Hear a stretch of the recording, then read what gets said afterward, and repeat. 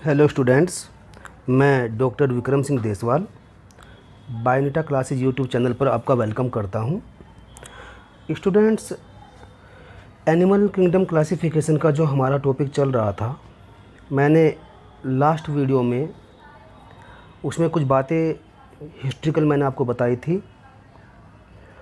उसमें मैंने क्लासिफिकेशन के बारे में भी डिस्कस किया था। उसमें 2 kingdom classification, 3 kingdom classification, 4 kingdom classification, और हम लास्ट में हमने बताया था आपको कि 5 किंगडम क्लासिफिकेशन। तो जो मोस्ट अजम्प्टेड क्लासिफिकेशन है वो 5 किंगडम क्लासिफिकेशन है। ये बात मैं आपको बता चुका हूँ। उसमें वो सब बातें हमने बताई थी कि किंगडम मोनेरा आएगा, फंजाई आएगा, animalia, Plantae, protista. But animalia की बातें यहाँ पर हो रही है, हम एनिमल किंगडम को डिफ़ाइन करने जा रहे हैं। तो ये जो किंगडम एनिमेलिया था, मैंने लास्ट टाइम आपको बताया था कि ये जो क्लासिफिकेशन है, एनिमेलिया को बेसिकली 3 ब्रांचेज में डिवाइड किया गया है।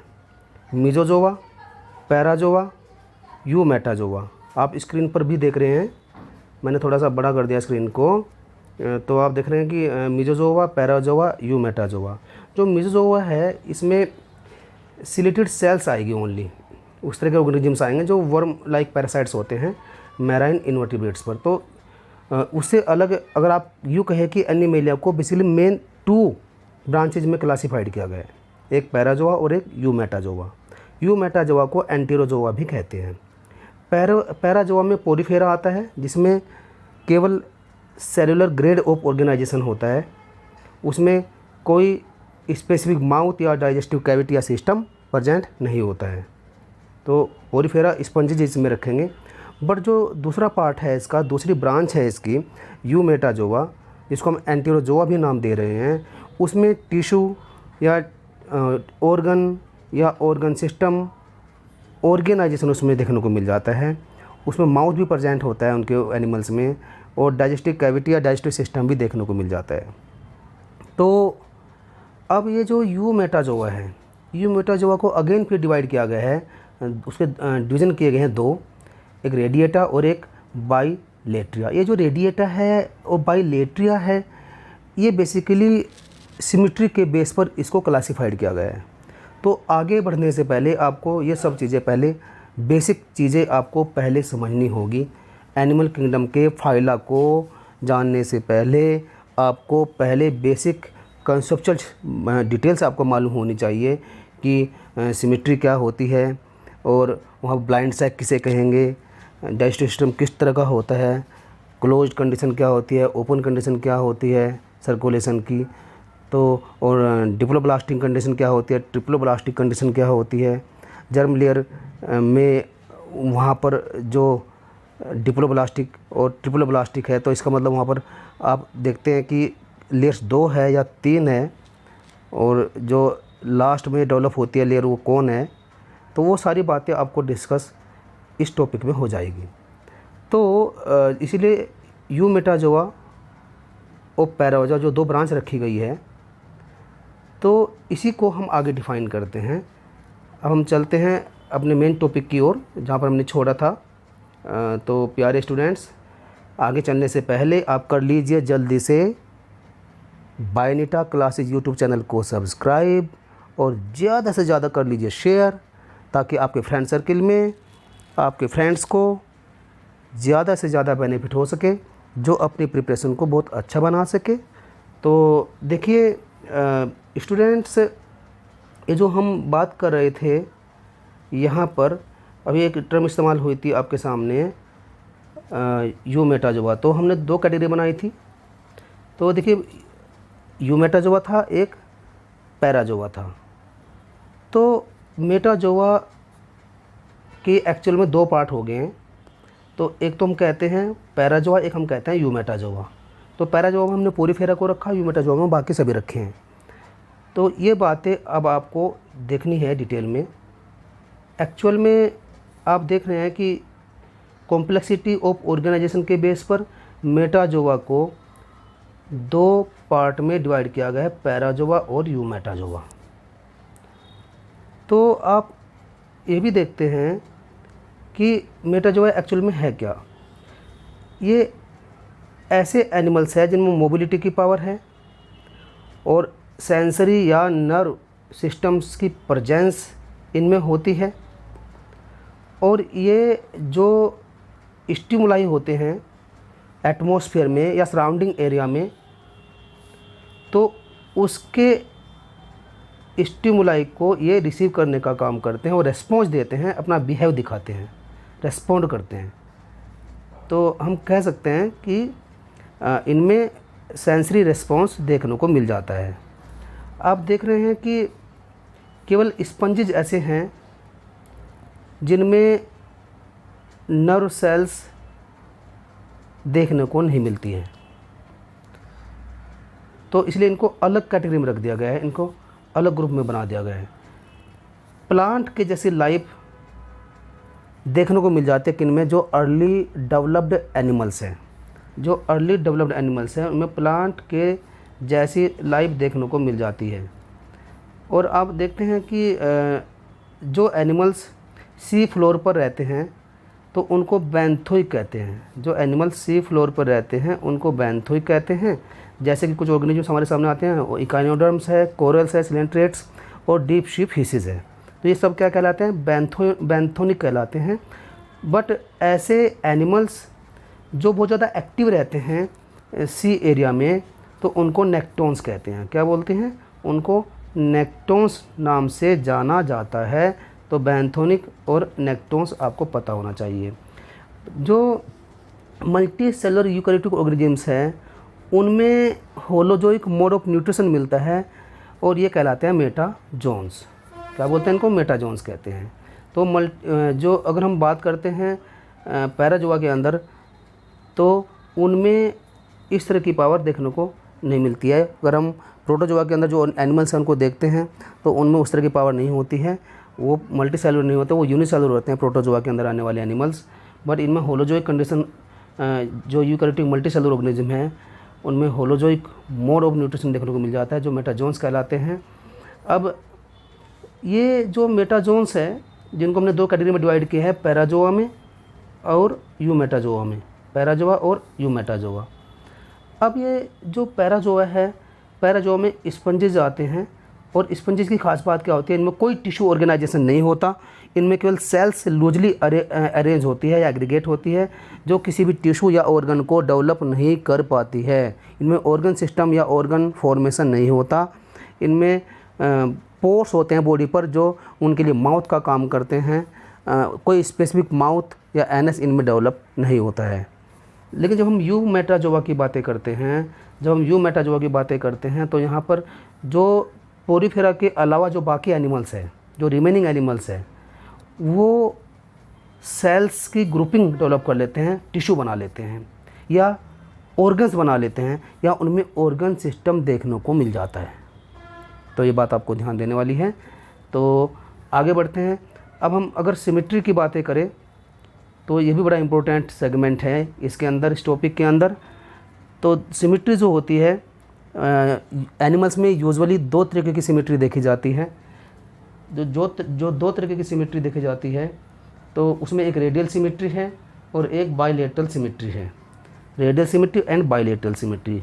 सबसे पहले अगर हम रेडियल सिमेट्री की बातें करें तो नाम से रिप्रेजेंट है कि जो रेडियल सिमेट्री है वहाँ पर उस केस में आप देखते हैं कि अगर आप एक सेंट्रल एक्सिस को फॉलो करते हैं और पूरी बॉडी में आप डिविजन्स करते हैं, तो अलग अलग सेगमेंट आपको मिलेंगे और उन अलग अलग सेगमेंट में फूड टेकन करने की कैपेसिटी होती है। तो आप किसी भी एंगल से कट कर लीजिए, सर्कुलर एक सेंट्रल पॉइंट को फोकस करके आप किसी भी एंगल से आप वर्टिकल लाइन ड्रॉ कर दीजिए, आपको हर पार्ट अलग अलग मिलेंगे और हर पार्ट में कैपेसिटी है फूड को टेकन करने की, फूड को एनगल्प करने की। कोई स्पेसिफिक माउथ नहीं है, कोई स्पेसिफिक एनस नहीं है। तो इसका मतलब क्या है कि मोर देन वन हाफ्स हो सकते हैं वर्टिकल लाइन ड्रॉ करने से।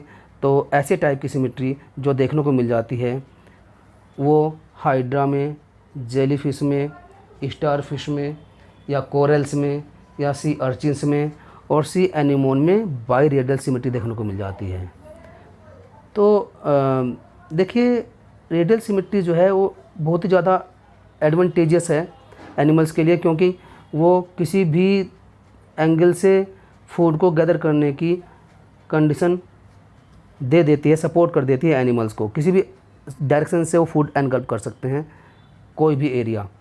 तो और माउथ के चारों ओर कैप्चर करने के कुछ स्पेसिफिक अपेंडेजेस इनमें हो सकते हैं जो पुश करते हैं जो भी उनके कैप्चरिंग एनिमल्स है या कैप्चरिंग इंसेक्ट्स है या कैप्चरिंग लार्वा है, उनको ये कैप्चर करने के लिए। तो उनके माउथ के चारों ओर स्पेसिफिक अपेंडेजेस हो सकते हैं जो या टेंटिकल्स हो सकते हैं जो ट्रैप करने में मदद करते हैं फूड को। इनमें सेंसरी और नर्व कोऑर्डिनेशन हो सकता है माउथ के चारों ओर। तो ऐसी कंडीशन मोस्टली सिलेंट्रेट्स में देखने को मिल जाती है, जैसे कि हाइड्रा है, ओबेलिया है। अब बात करते हैं बायलेटरल सिमेट्री के बारे में। तो जो बायलेटरल सिमेट्री होती है बच्चों, इसका मतलब क्या होता है, उसमें तुमने सेंट्रल एक्सिस को फॉलो करके बहुत सारी वर्टिकल लाइन ड्रॉ की, मोर देन वन हाउस बने। इसमें क्या होता है कि सेंट्रल एक्सिस को फॉलो करके जब हम वन वर्टिकल लाइन ड्रॉ करते हैं तो इक्वल 2 हाउस बनते हैं। यानी हम वहाँ पर बता सकते हैं कि लेफ़्ट साइड है या राइट साइड है, लेकिन मोर देन 1 करने से इक्वल पार्टीशंस नहीं आते हैं। तो ऐसे टाइप की जो सिमेट्री कहलाती है वो बाइलेटरल सिमेट्री कहलाती है। क्या बोलेंगे उसको हम? बाइलेटरल सिमेट्री नाम देंगे। तो बाइलेटरल सिमेट्री बेसिकली ये इसमें बॉडी राइट साइड और लेफ़्ट साइड में डेवलप हो सकती है। हम दिखा सकते हैं इसमें उसके हाउस देख सकते हैं, 2 हाउस बन जाते हैं, लेकिन एक से ज़्यादा करने पर 2 हाउस, यहाँ मोर देन 2 हाउस नहीं बनते हैं। तो बायलेटरल सिमेट्री जो में एनिमल्स जो होते हैं वो एक्चुअली कुछ ऐसे एनिमल्स भी होते हैं कि जो क्रॉलिंग करते हैं अपने फूड के लिए, रेंग कर चलते हैं अपने फूड के लिए, और उनमें फूड एक स्पेसिफिक एंड से एंट्री करता है जो बिल्कुल बॉडी के एंड में होता है डेवलप। उसी को माउथ की तरह एज्यूम कर लिया जाता है, उसी को माउथ की तरह एज्यूम कर लिया जाता है। और ये जो माउथ के साथ साथ में इनमें सेंसरी ऑर्गन्स ब्रेन के साथ में भी डेवलप होते हैं इनके फ्रंट एंड की ओर। इसका मतलब क्या है, जब इनमें सेंसिंग होती है, सेंस होती है, किस काम के लिए? हेल्प करने के लिए, फूड को टेकन करने के लिए। फूड को टेकन करने के लिए जो सेंसरी डेवलप होती हैं इनमें, तो इनके चारों ओर जो हेड है उसमें ब्रेन डेवलप होता है और माउथ से वो रिलेट होता है। तो उसी प्रोसेस को सिफिलाइजेशन कहते हैं। क्या बोलते हैं? सिफिलाइजेशन। तो सिफिला से नाम है सिफिलाइजेशन। अब ये कुछ एनिमल्स ऐसे भी होते हैं, कुछ एनिमल्स ऐसे भी होते हैं कि जिनमें एसिमेट्रिक कंडीशन देखने को मिल जाती है, जिसमें किसी भी प्लेन पर अगर आप वर्टिकल लाइन ड्रॉ करेंगे तो कोई भी इक्वल हाउस नहीं बनते हैं, कोई भी इक्वल हाउस नहीं बनते हैं। तो ऐसी कंडीशन जो मिलती है, एसिमेट्रिक टाइप की सिमेट्री जो मिलती है, कंडीशन मिलती है, इसमें इरेगुलर बॉडी होती है, दैट मीन्स स्पंजेस में ऐसे केस देखे जाते हैं, तो उनमें एसिमेट्रिक कंडीशन देखने को मिल जाती है। आप देख रहे हैं ये डायग्राम के थ्रू, ये रेडियल सिमेट्री है, आप देख रहे हैं स्क्रीन पर। ये किसी भी एंगल से कट करेंगे, ये सेंट्रल एक्सिस है यहाँ पर, और आपने बहुत सारे एंगल से कट किया ये, तो सभी एंगल से उनके पास फूड को गैदर करने की कैपेबिलिटी है। बट इस केस में देखेंगे यहाँ पर एक वर्टिकल लाइन करने से ये 2 पार्ट हो रहे हैं, राइट और लेफ़्ट, लेकिन ऐसे करने से ये इक्वल हाउस नहीं आएंगे, केवल एक से करने से आएंगे। तो ऐसे करने से फूड टेकन नहीं कर सकते हैं किसी भी बाकी एंगल से, इसमें कर सकते हैं।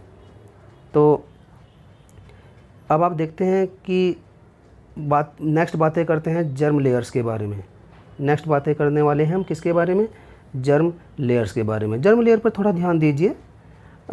यहाँ पर जर्म लेयर्स को अगर हम एक्सप्लेन करें यहाँ पर, तो इस वाले केस में आप देखते हैं कि 2 कंडीशन हमने यहाँ पर बताई है, एक डिप्लोब्लास्टिक है और एक ट्रिप्लोब्लास्टिक है। ये जो डिप्लोब्लास्टिक और ट्रिप्लोब्लास्टिक की बातें आती है, इसका मतलब जर्म लेयर जो टिश्यू फॉर्मेशन होता है, तो वहाँ पर इंडिविजुअल जो भी होता है, जो भी एनिमल होता है, वो फुली डेवलप होता है, बट उसमें जो टिश्यू फॉर्मेशन या ऑर्गन फॉर्मेशन होता है वो जर्म लेयर से, तो उसमें 2 टाइप की लेयर देखने को मिल जाती है। एनिमल्स 2 कैटेगरी में वहाँ पर रखे गए हैं जर्म लेयर्स की प्रेजेंस के बेस पर। एक तो है डिप्लोब्लास्टिक एनिमल्स और एक है ट्रिप्लोब्लास्टिक एनिमल्स। डिप्लोब्लास्टिक एनिमल्स और ट्रिप्लोब्लास्टिक एनिमल्स, इसमें आप थोड़ा सा अंतर देखेंगे। अभी मैं दिखा देता हूँ स्पेसिफिक मार्क करके। आप ये देख रहे हैं बाहर की ओर जो लेयर है ये क्या है, ये एक्टोडर्म है। अंदर की जो लेयर है वो क्या है, वो एंडोडर्म है। बट यहाँ पर बीच में ये तो एंडोडर्म हो गया है, बट बीच में यहाँ पर जो एक मेसोडर्म जैसा पोर्शन तो बना है, बट वो स्पेसिफिक नहीं बन पाया। उसको मेसोग्लिया कहते हैं। मेसोग्लिया इसका मतलब वो अनडेवलप्ड है या वो इनएक्टिव सा पार्ट है। इस वाले केस में देखिए आप, एक्टोडर्म है, अंदर एंडोडर्म है, बट बीच में देखेंगे आप, बीच में काफ़ी डेवलपमेंट होता जा रहा है। ये देखिए बीच में काफ़ी डेवलपमेंट देखने को मिल रहा है। तो ये जो बीच वाला डेवलपमेंट हो रहा है ये क्या है, ये मेसोडर्म है। इसका मतलब यहाँ पर स्पेसिफिक डेवलपमेंट हो चुका है। इस वाले केस में स्पेसिफिक डेवलपमेंट नहीं हुआ, एक होलो सी कैविटी दिखाई दी है जिसको मेसोग्लिया कहते हैं। तो ऐसे टाइप के कंडीशन क्या होती है, डिप्लोब्लास्टिक होती है, ये प्रिमिटिव कंडीशन है। और ऐसे टाइप की कंडीशन क्या होती है, ये ट्रिप्लोब्लास्टिक है, ये एडवांस्ड कंडीशन देखने को मिल जाती है एनिमल्स में। तो वही बातें हमने बताई है। यहाँ पर आप देखेंगे 2 कंडीशन हमने बताई है, डिप्लोब्लास्टिक, ट्रिप्लोब्लास्टिक। और हमने बताया है कि जो आउटर जो लेयर है वो एक्टोडर्म कहलाती है, जो इनर लेयर है वो एंडोडर्म कहलाती है। और जो एक्टोडर्म और इंडोडर्म के बीच में एक इंटरवेनिंग पार्ट है, होलो सा पार्ट है, उसको मेसोग्लिया कहते हैं। It is not specific. But जब हम ट्रिप्लोब्लास्टिक की बात करते हैं तो एनिमल्स की बॉडी जो वॉल है वो 3 जर्म लेयर से बनी होती है। बाहर वाली एक्टोडर्म है और बिल्कुल इनर मोस्ट वाली एंडोडर्म है, पर उनके बीच में एक स्पेसिफिक और लेयर डेवलप हो जाती है, वेल डेवलप्ड, वो मेसोडर्म कहलाती है। तो ऐसे टाइप के एनिमल्स क्या कहलाते हैं, ट्रिप्लोब्लास्टिक एनिमल्स कहलाते हैं। ऐसे टाइप के एनिमल्स को हम क्या नाम देते हैं, ट्रिप्लोब्लास्टिक एनिमल्स नाम देते हैं। डिप्लोब्लास्टिक में सिलेंट्रेट्स आ जाएंगे, कोम जेलीज आ जाएगी। अगर हम डिप्लोब्लास्टिक की बातें करते हैं यहाँ पर, तो यहाँ पर निडेरियंस यानी सिलेंट्रेट्स आ जाएंगे और कोम जेलीज आ जाएंगे। बट अगर हम इनकी बातें करते हैं ट्रिप्लोब्लास्टिक की, तो इसमें बहुत सारी कैटेगरीज आती है। इकाइनोडर्मेटा है, हेमिकोडेटा है, प्लेटिहेल्मिन्थेस है। तो मतलब बाकी जो रिमेनिंग एनिमल्स हैं एडवांस की तरफ, वो इस वाली कैटेगरी में आ जाएंगे जिनको हम ट्रिप्लोब्लास्टिक कहते हैं। अब बात आती है आगे। अब एक नेक्स्ट हेडिंग आप देख रहे हैं स्क्रीन पर, बॉडी प्लान। ये भी काफ़ी इंपॉर्टेंट है, इसको भी समझना ज़रूरी है। तो प्यारे बच्चों, बॉडी प्लान के बेस पर अगर देखा जाए तो एनिमल्स में 3 टाइप के बॉडी प्लान होते हैं। एनिमल्स में 3 टाइप के बॉडी प्लान्स होते हैं। Number 1 cell aggregate, number 2 blind sac, number 3 tube within tube. ये जो सेल एग्रीगेट है, ऐसे टाइप की कंडीशन केवल स्पंजेस में देखने को मिल जाती है। मतलब वहाँ पर सेल तो एग्रीगेट हो रही है, बट वो लूजली एग्रीगेट है, वो बहुत ही कॉम्पैक्ट फॉर्म में डेवलप नहीं हो पा रही है, वो बहुत ही वेल डेवलप्ड टिश्यू ऑर्गेनाइजेशन नहीं कर पा रही है। तो स्पंजेस में इस तरह के बॉडी प्लान देखने को मिल जाते हैं। तो ये सेल एग्रीगेशन में आता है। तो प्यारे बच्चों, आप देख रहे हैं यहाँ पर, मैं थोड़ा दिखा देता हूँ आपको कि सेल एग्रीगेशन है तो ये नहीं मिलता है, स्पंजेस में मिलता है। बट अगर हम ब्लाइंड सैक की बात करते हैं तो ब्लाइंड सैक की खास बात यह होता है कि जो बॉडी प्लान है वो ऐसे टाइप का बॉडी प्लान प्लेटिहेल्मिन्थेस में, सिलेंट्रेट्स में, इनमें देखने को मिल जाता है। बट इनमें एलिमेंट्री जो कैनाल है, जैसे हमारी बॉडी में एलिमेंट्री कैनाल के दो छेद है, 2 पोर है, एक को माउथ कहते हैं, एक को एनस कहते हैं। बट इनकी बॉडी के अंदर मतलब blind sac type body plan जो है, इनके अंदर एक ही ओपनिंग है, उसी को एलिमेंट्री कैनाल कहते हैं। ओनली सिंगल टाइप की ओपनिंग होती है। जबकि हम देखते हैं कि जो एडवांस एनिमल्स हैं या जो हमारे जैसे एनिमल्स या मतलब ऑर्गेनिजम्स हैं, उनमें 2 टाइप की ओपनिंग होती है। तो आप समझ रहे हैं, एक फूड टेकन करने के लिए, एक इगेशन करने के लिए, एक इनटेकन करने के लिए, एक इगेशन करने के लिए, एक्सक्रीट करने के लिए। लेकिन इनमें ऐसा नहीं है। लेकिन जो नेक्स्ट वाला है वो मोस्ट एडवांस है, उसको क्या बोला, ट्यूब विद इन ट्यूब बोला। क्या बोला उसको, ट्यूब विद इन ट्यूब बोला। तो इस केस में क्या होता है, बॉडी प्लान जो प्रेजेंट होता है वो आपका Nemathelminthes, Annelida, Arthropoda, Mollusca, Echinodermata, Hemichordata, कोडेटा सब में मिलता है। इनमें डाइजेस्टिव सिस्टम वेल डेवलप होता है और कॉन्टिन्यूस ट्यूब के थ्रू ओपनिंग होती है दोनों एंड पर, है ना, यानी माउथ और एनस, इस तरह की फॉर्मेशन उसमें देखने को मिल जाती है। तो इसका मतलब ये एडवांस की तरफ जा रहा है। तो हम कह सकते हैं कि बॉडी प्लान 3 कैटेगरी में हो सकता है। एक सेल एग्रीगेशन कह सकते हैं, एक ब्लाइंड सैक कह सकते हैं, और एक ट्यूब विद इन ट्यूब कह सकते हैं। तो स्टूडेंट्स, ये जो ट्यूब विद इन ट्यूब की बातें हम कर रहे हैं, इसमें भी दो डिफरेंट वेज होते हैं, तरीके होते हैं एवोल्यूशन के या डेवलपमेंट के। तो एक बहुत इम्पोर्टेंट है, ये क्वेश्चन आ भी चुका है कई बार आपके नीट में भी और टीजीटी पीजीटी में भी। ये जो बॉडी, मतलब यहाँ पर एक टर्म है इन वन, एक तो कहते हैं क्या, प्रोटोस्टोम्स।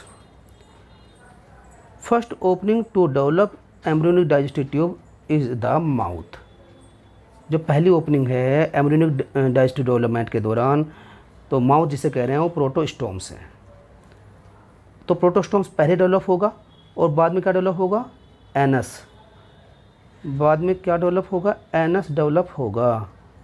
आप देख रहे हैं कि अगर पहले माउथ डेवलप हो और एनस बाद में डेवलप हो, तो इस टाइप की जो कंडीशन है एनिमल्स के अंदर, वो प्रोटोस्टोम्स कहलाती है, प्रोटोस्टोम्स। तो ऐसे टाइप की जो कंडीशन होती है वो एनालिड्स में, मोलस्का में और आर्थ्रोपोड्स में या इंसेक्ट्स में देखने को मिल जाती है। बट अगर हम दूसरी तरफ देखें, एक टर्म है ड्यूटेरोस्टोम्स, ये भी बहुत इंपॉर्टेंट है। ये दोनों टर्म बहुत बहुत इंपॉर्टेंट है, तो आप इनको ध्यान से सुनेंगे। हमने पहले ही बोला है, अगर माउथ पहले डेवलप हो रहा है और एनस बाद में डेवलप होगा, तो इस तरह की कंडीशन प्रोटोस्टोम्स कहलाती है। ऐसी कंडीशन एनालिड्स, आर्थ्रोपोड्स, मोलस्क में भी देखने को मिल जाती है। बट जो दूसरी टर्म है वो ड्यूटेरोस्टोम्स है। इस तरह की कंडीशन में उल्टा कर दीजिए कि अगर जो एनस है वो डेवलप पहले होता है और माउथ बाद में डेवलप होता है, तो इस तरह की कंडीशन जो होती है वो ड्यूटेरोस्टोम्स कहलाती है। और इस तरह की सिचुएशन पैदा किन में होती है, इकाइनोड्रम्स में होती है, हेमिकोडेटा में होती है और कोडेटा में होती है ना, इंक्लूडिंग वर्टिब्रेट्स, यानी मैमल्स भी इसमें आ जाते हैं, वर्टिब्रेट्स भी इसमें आ जाते हैं, फिशेज़ और जो मैमल्स है, जो एम्फीबियंस है, वो सब इसमें आ जाते हैं, रेप्टाइल्स इसमें आ जाते हैं। तो आगे बात करते हैं हम, नेक्स्ट हमारा जो हेडिंग आ रहा है वो आ रहा है बॉडी कैविटी और सिलोम। बॉडी कैविटी और सिलोम। स्टूडेंट्स, बॉडी कैविटी या सिलोम के बेस पर एनिमल्स को बेसिकली 3 कैटेगरी में क्लासिफाइड किया गया है, एसिलोमेट, स्यूडोसिलोमेट, यूसिलोमेट। इन बातों को जानने के लिए आपको करना होगा मेरी नेक्स्ट वीडियो का इंतज़ार, और आप मेरी वीडियो से जुड़े रहिए। हम जो अच्छे अच्छे टॉपिक्स हैं, जो स्कोरिंग टॉपिक्स हैं, उनके विद कॉन्सेप्ट, उनके सभी पॉइंट्स को आपके सामने रखते जाएंगे, उनको एक्सप्लेन करते जाएंगे। इससे आपका जो टॉपिक है वो रन करता जाएगा और आपका सिलेबस आपके सामने घुटने टेकता जाएगा। आप उसे कवर करते जाएंगे, तो केवल वही बच्चे वीडियो देखेंगे जो सिंसियरली तैयारी करना चाहते हैं। अगर आप रियली में सिंसियर होकर मेरी वीडियो से जुड़ेंगे तो डेफिनेटली आपको उसका बेनिफिट होगा। वो आप एग्ज़ाम में अपने आप समझ जाएं कि हमें कितना बेनिफिट उससे हो रहा है। वो चाहे नीट वाले बच्चे हैं या टीजीटी पीजीटी एलटी की प्रिपरेशन करने वाले स्टूडेंट्स हैं, उन सभी के लिए मेरी वीडियोज़ बहुत बेनिफिशियल होने वाली है। और उसी पैटर्न पर हम क्वेश्चंस भी कराएंगे आपसे, जिस पैटर्न पर आपके क्वेश्चंस आते हैं। जो अब एक नया पैटर्न चेंज हो गया है एग्ज़ाम में क्वेश्चंस के पूछने का, उसी बेस पर हम क्वेश्चन लेकर आएंगे। तो आप इन वीडियोज़ को बहुत ध्यान से देखेंगे, इनको रिपीट करके अपने नोट्स तैयार करते जा सकते हैं आप, अगर आप भविष्य के लिए रखना चाहते हैं अपने नोट्स को। तो आप इसीलिए अच्छी अच्छी वीडियोज़ को पाने के लिए ज़्यादा से ज़्यादा शेयर कीजिए और सब्सक्राइब कीजिए बायोनेटा क्लासेज यूट्यूब चैनल को। तो चलिए मिलते हैं हम नेक्स्ट वीडियो में अपने टॉपिक के साथ में जो चल रहा है। तो तब तक के लिए टाटा बाय बाय, धन्यवाद।